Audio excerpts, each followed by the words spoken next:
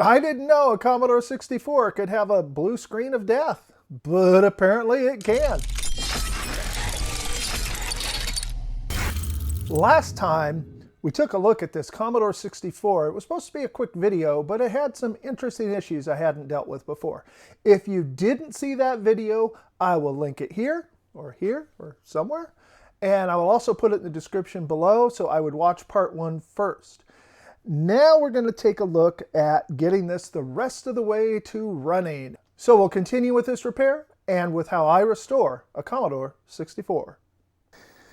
Okay, so it's another day, got another shirt, and today we're going to be looking at what I found out last night. At least we're going to start with that.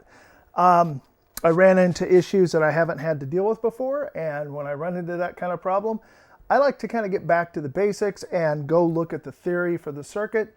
The other thing I wanted to do, because it's a problem so often on these, is take a look at the output on the PLA. And what I found surprised me. So looking at the PLA, pin 2, pin 3, pin 4, pin 5, pin 6. I mean, we're just rolling down them and they're all just stuck high. So I got like a dog on a bone and forgot to turn on the cameras and record. So there we've got a clock. But for the most part, this thing is dead. There is nothing going on. So you may have noticed, but the PLA is now in a socket because like I said, I was like a dog with a bone and I was just following the problems and forgot to go ahead and start the cameras. So we'll take a look at that now. So if we pull this out, and this is the PLA from the ZIF 64.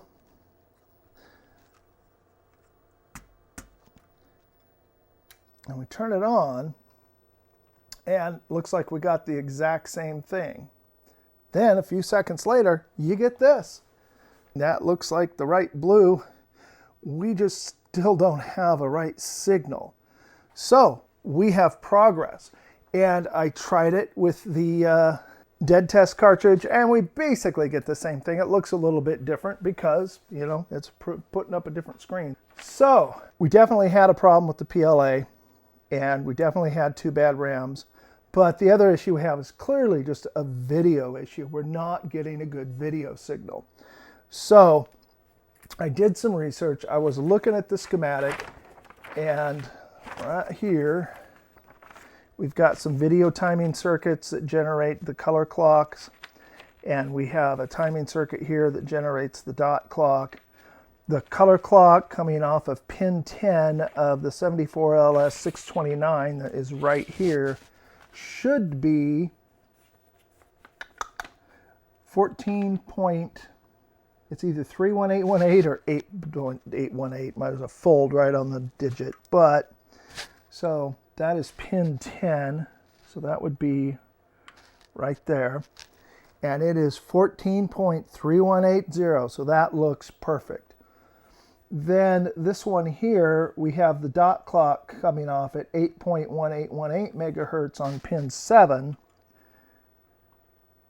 We have a clock there too. But it is 3.518 and changing. So that's like almost a third of the value it should be. So either this is wrong, this chip's bad, or the inputs are bad.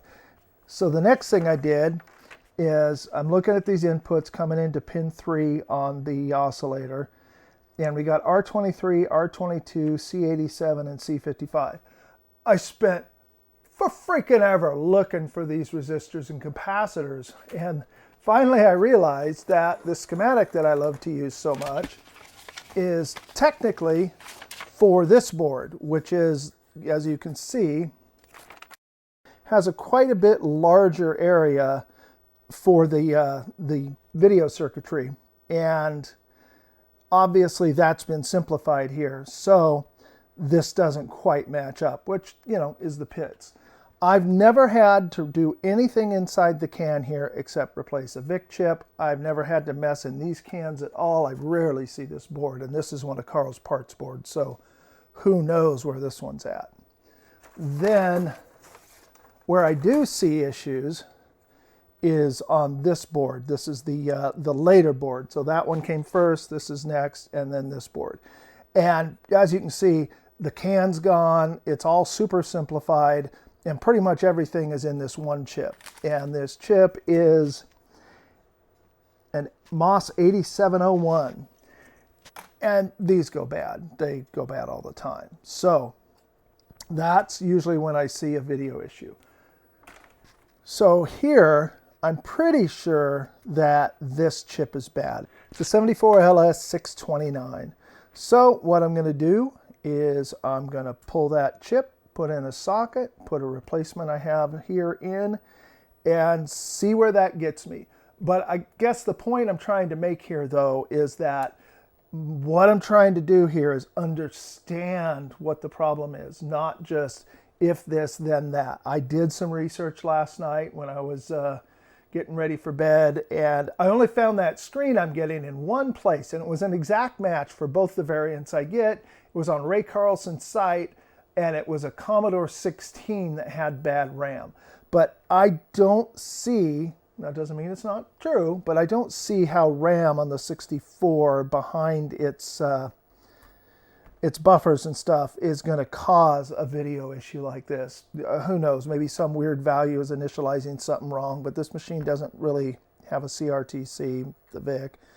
So I think it's that. Let's find out. This is how I fix a Commodore 64, and sometimes you just have to make the best educated guess you can. What makes sense? Try it and see what happens. All right, so I got the LS629 replaced, and so we'll see what we're getting on the scope. On pin 10, we still got 14.31, and on pin 7, of course, we still have 3.57 because, you know, if we didn't, we'd have a good screen. So what I did next is I went to a different schematic. As I mentioned, I had the problem with not having quite the right one. This one has similar issues, but it's a little bit better.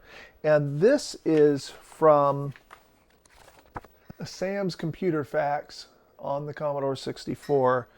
It is a nice little thing that came with the Stone collection. It is from back in the day, but I did not have it back in the day. And it's got a whole boatload of really nicely laid out information.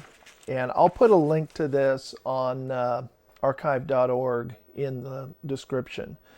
But here, where we have the whole video section, it's got waveforms. And so one of the things I did at first was to try to go and reproduce these waveforms. So like here, the 74LS74 on pin 9, that's high. And that's part of U29, and I'm on U30. I want this LS74. So it kind of resembles, but these pictures are so tiny and so hard to read that it really just seemed impossible to tell where I was at. As I look through a few of these, here is the 4044P on pin 13.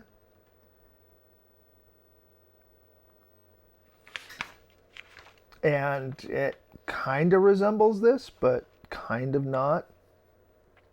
So then I noticed that on this schematic, it actually has, and this is where I think this is going to be fantastic for people that don't have an oscilloscope, don't have all the tools they would like to have, or don't want to have an oscilloscope, because it has DC voltage readings for all of these lines. So here, pin 9 of that LS74, this says should show up as 1.93 volts. So I go here, pin 9, I have 1.88, and that's pretty close to 1.93. I would probably consider that close enough. And also the schematic's laid out a lot more logically, at least in my mind. It shows the flow of the circuit where you have the crystal here going through the 629, which I replaced, then through the 74LS193 up-down counter, and then it comes around into the 74, then through the MC44P, back through part of the 629 on the output before going out to do its work. So it gives us a good idea of the flow of that circuit. So what I did is I started at the entrance, started at the beginning, checking the crystal, checking my way through, and looked until I found something that didn't look right. And one of the interesting things about that is then once you find something that doesn't look right, generally, if you're lucky, you've got a connection, say here, you get LS74 out and the 44P in right here. There's just one wire between them. So if that signal doesn't look right, it could be the 4044P or it could be the LS74. But in my experience, more often than not, the problem's on the output of the early chip, maybe 75–80% of the time. So that's where I go first. So taking a look at some of these voltages, which do line up, even though the waveforms really didn't line up, then going through and taking a look. So what I found is I have 0.83 volts on pin 8 of the MC44P, which is supposed to be 2.59 volts. So coming out of the 629 that I already replaced, the signal going into here is completely wrong. So the next thing I need to do is replace this MC4044P. It's hard to say. And as you can see, it's in a socket because, again, that was earlier when I didn't have the cameras running. And so here is a new one. All right, and so with that in there, I turn that on. Now on pin 8, I have 2.65 volts where I'm supposed to have 2.59 volts perfectly within range. And voila, we have a boot screen. So no cursor, but I have one of the CIAs out. So this MC4040, this Motorola 4044P is where the problem is. And looking at the schematic, that is basically a phase-locked loop. So we have two different signals coming out of these chips that need to be synchronized. And that's what this does. It synchronizes them. Something was wrong, so the signals weren't getting synced properly. Now, taking a look at the scope, we should have our correct frequency on the 629 now. There's the 14. So now on pin 7 of the 629, we have our 8.18 kilohertz, which is what we want. Yay. And we have a good signal here without a cursor. So let's get a CIA in there and see where that takes us. And this is the CIA that was in this machine. This pin right here is the one that had been cut and I had to resolder on there, so I don't know where we're going to get. But put that in there, turn it on. Ah, and we have a screen with a flashing cursor. All right. So what we need to do next is, oh, wait, the cursor stopped flashing. So something is still not right. So I think the next thing to do is we'll go ahead and hook up the diagnostic cartridge. So somebody was talking about this wireless version of the dongles for the dead test or for the diagnostic harness. And from what I understand is that with the wired harness, you can test without the keyboard adapter, but with this one you do have to have the keyboard adapter in there, which means you can't test a machine that is all assembled. So a little bit of a pain because I've been going through a bunch of previously repaired machines, making sure they work and getting them ready to move on. So hook this puppy up.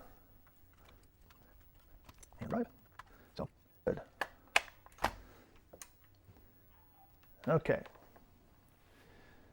So the diagnostics running. Looks like the left CIA, which is this one, is okay, but this one's showing as bad. Nope, and it just restarted. It's like resetting.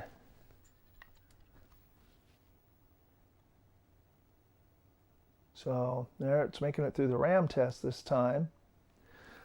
So this is part of the process. Just work your way, and as you get past one problem, you get exposed to the next one. In this case, I'm pretty sure I need to pull this CIA because, of course, I've been going through CIAs like mad. I think I'm out of them. Yep, 6526 U1 is showing as bad as well. So, and that should be, yeah. So both CIAs are showing bad, along with the SID. Oh, just love, oh, of course the SID's showing bad. Let's stick a SID in it. This is a SID I've been hanging on to for diagnostic. It works, but it's got a little bit of a popping noise to it. So, and I think what I'm going to do is desolder this CIA and get it out of here. Once I get that replaced and see about a replacement for that one, we will see where we're at. Oh, so now we have some, looks like it hung up in the middle of the screen RAM test. So my guess would be that this CIA or both of these are causing bus contention and just causing instability and making the machine crash. Basically, the PLA here is the traffic cop telling who gets to talk to what. So the CPU is accessing the RAM, and then on the next half of a cycle, the CIA tells the SID, or sorry, the VIC, that it can access the RAM. And when these various chips need to be accessed by the CPU, basically this will turn on the, I want to say chip detect, it's not the right thing.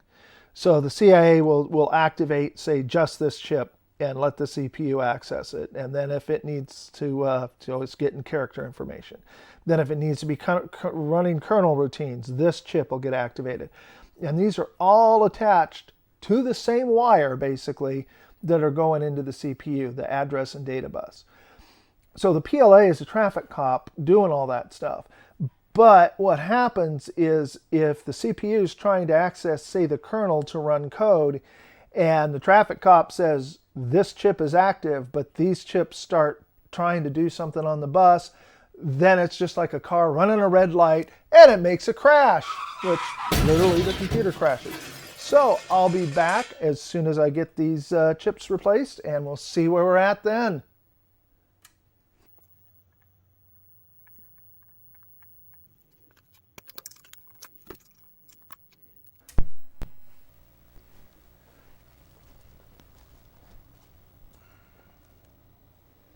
Oh, we made it past the screen RAM test. This has got both the CIAs from the ZIF64 in it right now. I am out of CIAs. And they're both showing bad still.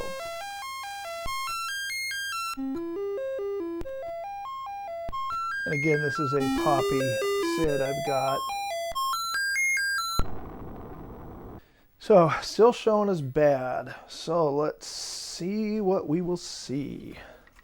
Gonna try just cleaning it off. I'll clean that user port with a little bit of alcohol and magic eraser.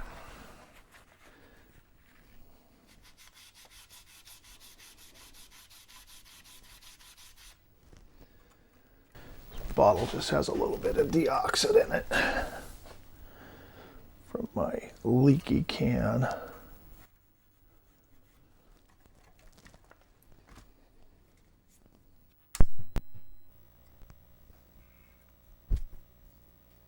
Come on, baby. Come on, baby.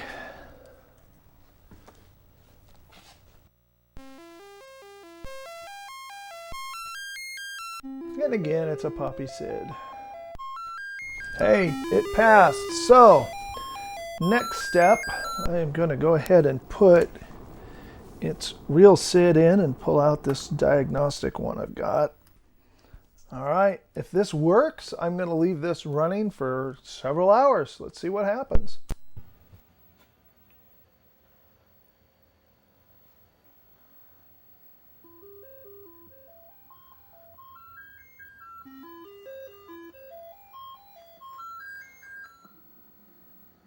Okay, so there we go. Now, while I was at it, I went ahead and replaced the bad sockets. So, replaced the CIA sockets, replaced the 2 RAM sockets. Those things were horrible.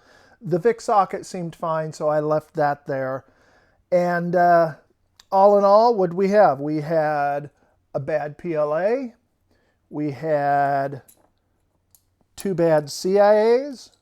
We had 2 bad RAM chips. And we had a bad MC4044P. That's the pile. That's what all got changed out on this poor thing. So quite a bit of parts that had to go. If you'll remember, the cover for the RF modulator was rusty and looking really, really ugly. So I went ahead and painted it with a high zinc paint. So this is conductive zinc paint. Then I need a little bit of silicone paste. This is heat sink compound. Just going to put a little bit on here. This thing had, whoa, there we go. This thing had way too much, so I'm going to be a little more common sense with that. And that just goes on there like that. These are heat sinks. I'm not real fan of these, so if anybody can suggest great heat sinks for Commodore 64s, I am open to suggestions. This is double-sided thermal tape. This tape is designed for putting on heat sinks. And a common question I get is some people cover the whole length of a chip, some people just in the center. And I have to admit, I kind of lean towards the just in the center myself. The chips that need it are the PLA, SID, CPU. It wouldn't hurt to put them on the CIAs, but generally those are killed because they're connected to the outside world without buffers. So plugging in a joystick, plugging in a cassette port, plugging into the user port, any of those with the power on is liable to fry your CIAs. So it's a Commodore 64, this thing's not USB. Do not plug anything into it with the power on. So one of the things I mentioned earlier is I tend to lean towards putting the heat sinks on the center of the chips. And there's a reason for it. So this is a plastic package IC, and you really can't tell much about what's inside it. Now, when you go to a ceramic package like this one here, this is a bad VIC-2, then you can see there's a little cover over the center of it, but not the whole thing. Then this chip, which is part of my collection, this is a 1972 Intel ROM, EEPROM. And as you can see, there is a window and you can see the chip in there. And if you can, I think you can see that there's tiny little wires coming out of that chip. That little square in the center, that's the whole chip. That's everything. The rest of this package is just to bring fine, tiny little wires out and connect them to the legs to be able to handle it and put it on circuit boards. So that's why I lean towards the center only. Some people like to put long ones on there. That's fine. I don't think there's much of a difference between either of them. But putting it just on the center is not going to cause issues. So now the next thing I need to deal with is the bottom RF shield for this thing is just nasty and rusty and gross, and I don't like it. And since I happen to have kicking around here a spare early one, it's definitely got some corrosion, but these are the nice old brass ones. So I'm going to put this brass one on here. So once I get this all cleaned up, I'll go ahead and solder it back onto the bottom of the board so the board fits in the case properly, and then I'll be back.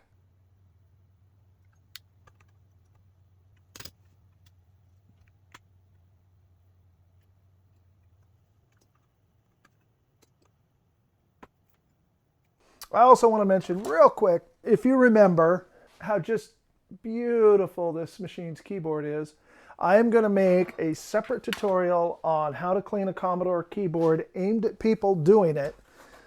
So that is going to get done using this machine's keyboard because, you know, the nastiest is the better for teaching.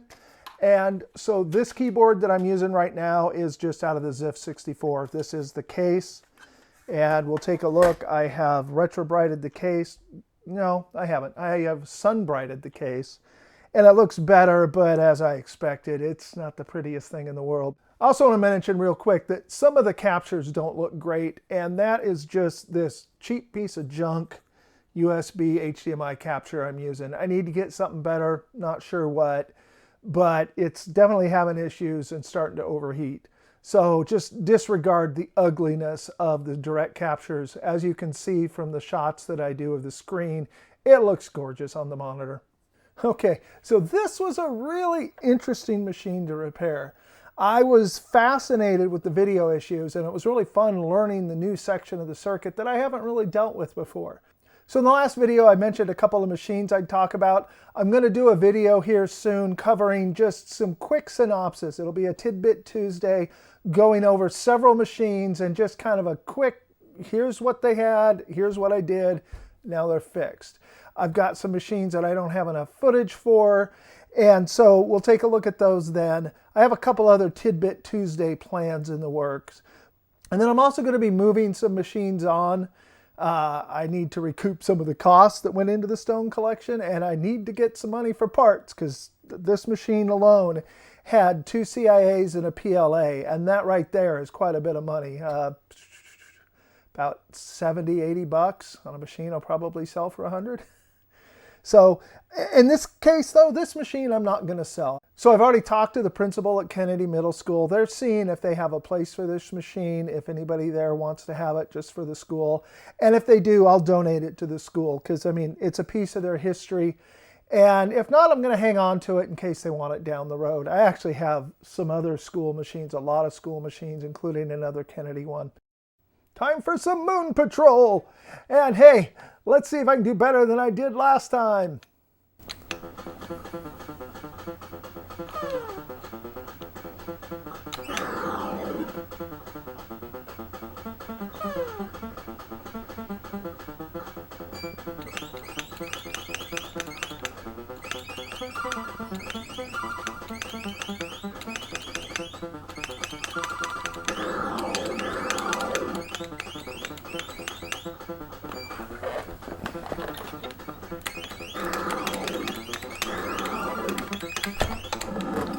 Oh. I love me some Moon Patrol, so thanks for coming. And if you haven't seen it before, check out this video where I repair a machine that had over a dozen bad ICs. I thought this one was bad. That one was a nightmare.